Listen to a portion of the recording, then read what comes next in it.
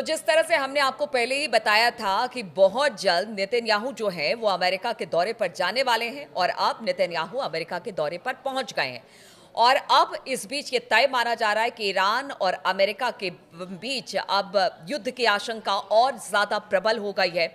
और दूसरी तरफ एक और खबर सामने आ रही है जो कि अमेरिका के लिए अच्छी नहीं है। ईरान ने कुछ ऐसी चीजें की हैं जिसकी वजह से जो अमेरिकी एयर फोर्स है वो इस वक्त संकट में आ गई है। क्या है वो जो ईरान ने किया अमेरिका को लेकर, उस पर बातचीत करने के लिए मयंक मेरे साथ इस वक्त जुड़ गए हैं। मयंक, सबसे पहले तो ये बताइए कि अब नेतन्याहू अमेरिका में है और कहा जा रहा है कि अब जो युद्ध की जो संभावना है वो बेहद प्रबल हो गई है।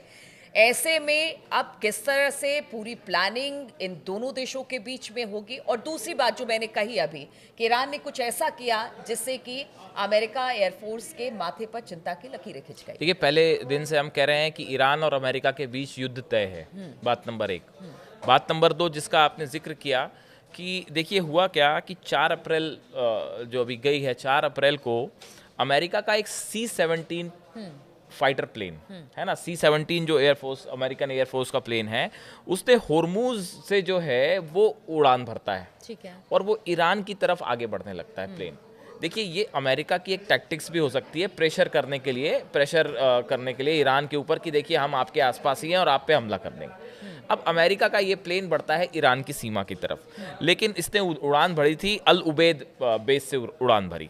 यहाँ तक तो सब ठीक था, लेकिन जब ये फारस की खाड़ी के पास पहुंचा और जब ईरान की सीमा के बिल्कुल करीब पहुंचा, वहां पे अचानक इस अमेरिका के C-17 प्लेन के जीपीएस सिस्टम जाम हो गया।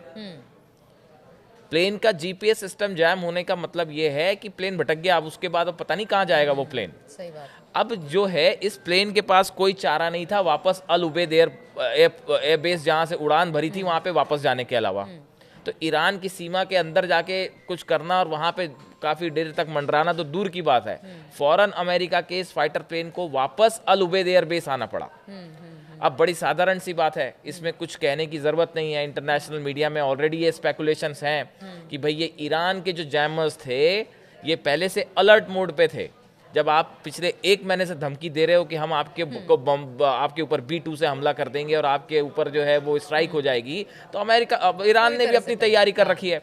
तो ऐसा बताया जा रहा है कि बड़े पैमाने पर ईरान ने अपनी सीमा के आसपास जैमर्स लगा दिए हैं। अमेरिका का कोई भी फाइटर प्लेन, इजराइल का कोई भी फाइटर प्लेन अगर एंटर करता है तो उसका जीपीएस सिस्टम फेल होना तय है। और ऐसे में ईरान पर बम्बार्डमेंट करना एक बड़ी चुनौती हो गई है अब अमेरिका के लिए और इजराइल के लिए। बात नंबर 2, ये जो जीपीएस सिस्टम फेल हुए, ये जीपीएस सिस्टम सिर्फ इस एयरक्राफ्ट का फेल नहीं हुआ। ऐसा बताया जा रहा है कि फारस की खाड़ी के आसपास जो अमेरिका के जहाज थे और जो ब्रिटेन के जहाज हैं, ऐसे करीब 50 से 60 जहाजों में ये बात नोट की गई कि इन जहाजों का भी जीपीएस गड़बड़ा गया। ये अपने आप में ईरान की तरफ से, जैसा चर्चाएं हैं कि ईरान की तरफ से ये किया गया, तो ये ईरान के लिए एक टेक्निकल वॉरफेयर में बहुत बड़ी कामयाबी है। देखिए आपने क्या किया, एयरप्लेन का आपने जीपीएस जाम कर दिया। जो वॉरशिप्स खड़े हुए हैं जिसको लेके लगातार धमकियां मिल रही हैं कि हम इससे अटैक कर देंगे, इससे अटैक कर देंगे, आपने उनके जीपीएस सिस्टम जाम कर दिए। और ये सिर्फ अमेरिका के नहीं हुए, बल्कि जो ब्रिटेन के जहाज खड़े हुए हैं आसपास, उनकी तरफ से भी कंप्लेंट्स आई कि हमारा जीपीएस जाम है। दिखाने की कोशिश है कि देखिए आप कितनी भी तैयारी कर ले, हमने भी अपनी देखिए हाँ बिल्कुल खामेनी जो है वो इस तैयारी में पहले से जुटे हैं। हमने पहले ही कहा था कि रमजान का जो वक्त था वो रमजान के दिनों में ईरान ने अपनी पूरी ताकत झोंक दी अपना डिफेंस सिस्टम मजबूत करने के लिए, चाहे डिफेंस मिसाइल्स हो, चाहे जो है उनके वॉरशिप्स हो, चाहे एयरफोर्स हो। हजारों सैनिक अलर्ट मोड पे हैं कि अगर आप बार बार वही बात है कि अगर आप हमला करेंगे तो साहब हम छोड़ेंगे नहीं आपको। और ये जो जीपीएस सिस्टम फेल होना जहाज़ों का, ईरान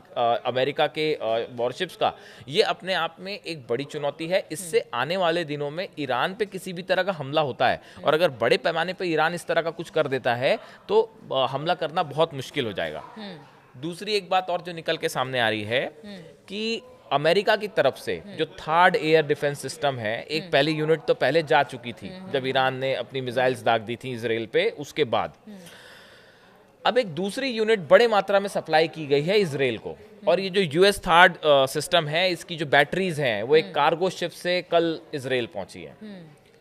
तो अब ये एक प्रकार से ये इस बात का इंडिकेशन है जो हम बार बार कह रहे हैं कि ये युद्ध जो है वो अब तय है, आज नहीं होगा तो कल होगा, तो लेकिन ये युद्ध तय है। नेतन्याहू अमेरिका में हैं तो ठीक है, अभी तो हथियार एक दूसरे को दे रहे हैं, लेकिन पूरी रणनीति किस तरह की होगी?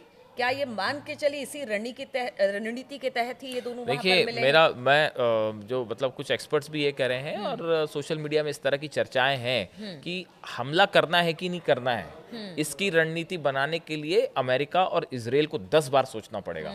खामेनी ने जो कुछ किया, पिछले ईरान ने जो अपनी ताकत दिखाई है पिछले 1 महीने के अंदर, और रूस जिस तरह से साथ खड़ा हुआ है और जिस तरह से उन्होंने अपनी पूरी मिसाइल्स एक्टिव मोड में कर दी हैं, इससे ये तो तय है कि यहाँ पे कुछ मतलब ऐसा नहीं होगा कि आपने एक मिसाइल मार दी ईरान के ऊपर, ईरान शांत बैठ जाएगा या मामला खत्म हो जाएगा, ऐसा नहीं होगा। शुरू की तो फिर आपके परिणाम एक बार हाँ, तो आप फिर हर चीज के लिए तैयार रहिए। आपने ईरान पे अगर किसी भी तरह का हमला किया तो फिर ये एक मिडिल ईस्ट में बड़ा वॉर है और जो लंबा चलेगा, और ईरान अपनी तरफ से पूरी तरह से इसके लिए तैयार है। अब ये जो थर्ड मिसाइल सिस्टम गए हैं, इस तरह के तो सिस्टम देखो, आयरन डोम अमेरिका इजराइल के पास पहले से था, लेकिन क्या वो रोक पाया ईरान की 180 जो बैलिस्टिक मिसाइल्स जब गिरी?